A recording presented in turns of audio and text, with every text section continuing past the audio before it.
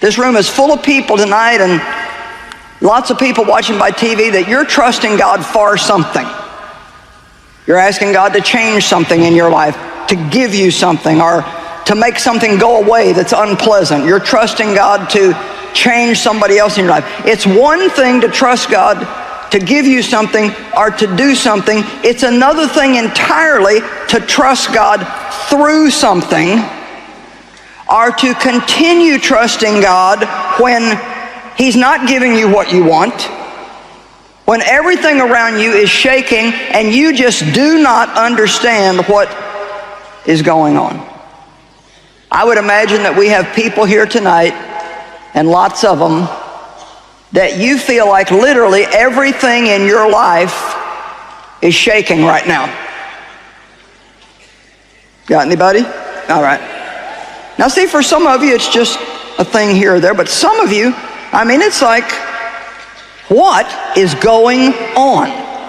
And you just don't understand. But I can tell you from many years of experience, and the only way you really learn how to trust God is through experience, by the way. We all start out wanting to trust God, and the only way we learn how to trust God is by having a reason to have to trust God. And then as we do trust Him, we see His faithfulness, and then little by little, as we journey with God, and our walk with Him is a journey, as we journey with God, we gain experience. Now, the way you trust God now, if you've been born again for 5 years, is nothing compared to the way you'll trust God another 5 years go by, or another 10 years go by, or another 20 years go by. And we will never 100% completely trust until Jesus comes back to get us. But thankfully, we can continue to grow. Trusting God is a decision. And I want to encourage those of you tonight that feel like everything in your life is shaking, that your only real answer is to trust God, and to keep on trusting God, and to keep on trusting God. And yes, it's difficult when you don't understand what's going on, and it's especially difficult when what's going on in your life just does not seem fair. In Hebrews chapter 12, verse 26, which is where we're going to begin,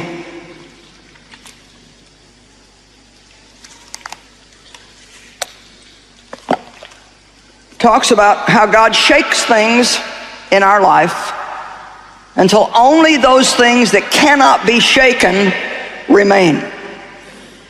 So that means God's going to work with us until we let go of all the unstable things in our life, and we're only hanging on to the rock of our salvation that cannot be moved. Let me give you an example.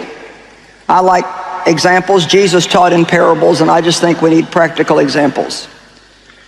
Many years ago, when my ministry was in the very beginning stages,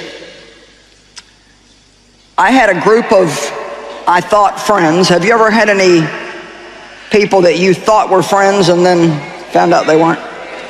Do you know people like that are dangerous to you?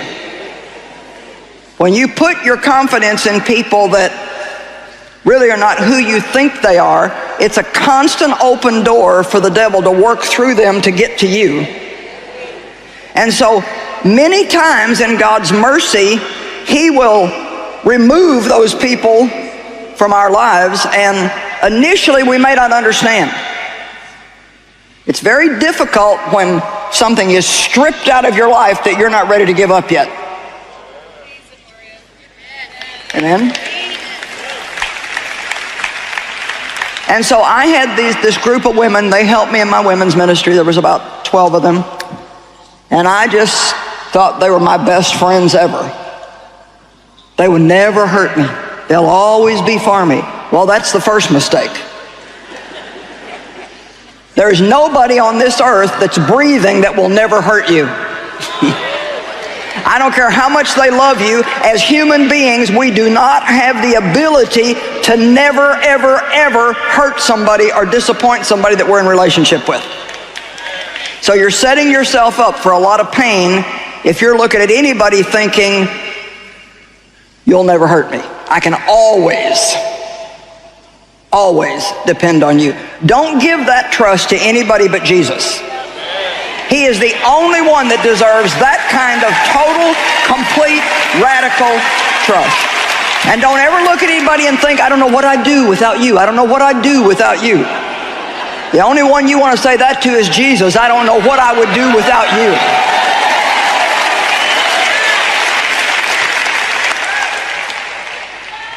And so, long story short, I had a relationship with these ladies for a long time, and we were just having fun. Just having fun, being in, I think, really playing at being in ministry at that point. And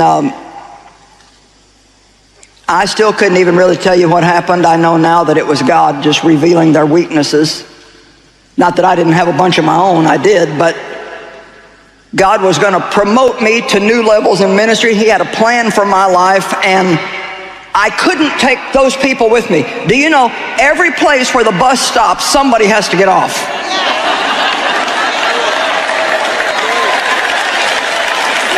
Amen? And so the bus was stopped, and God was ready to take me to my next destination, but there were some people that needed to get off the bus, and I didn't know it. So, long story short, I found out they were talking about me behind my back. I found out that one of them was after my job.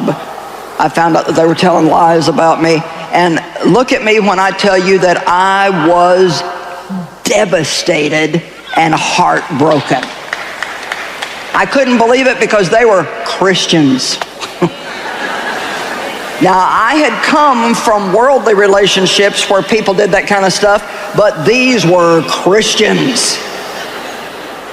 So don't even look at your Christian friends and think, you will never hurt me. And it's not even that people are mean, they're just people. They're just fleshly people. And so that's a time when I can remember when, man, was my world shaken. I mean shaken. I did not understand what was going on.